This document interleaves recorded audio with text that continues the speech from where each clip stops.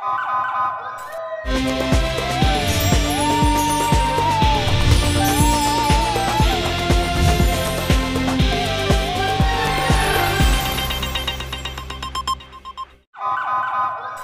पहले नजर डालते हैं अब तक की बुलेटिन की। दोस्तां खबर शामिल करते हैं सोहावा से। जोमेली के नवाही इलाका गड़ा चौधरियाँ के सरकारी स्कूल के टीचर की 9 तलबा से नाजेबा हरकत। सरकारी टीचर कासिम हुसैन क्लासरूम में हमारे साथ फहश और नाजेबा हरकत करता है, तलबा का इल्ज़ाम।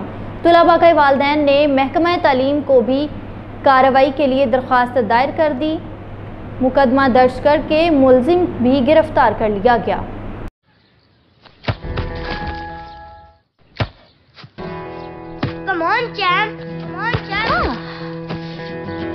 मुश्किल के क्यों मार रही हो? कौन करता है ऐसे? जो कोई नहीं कर सकता वही तो चैंपियन करता है।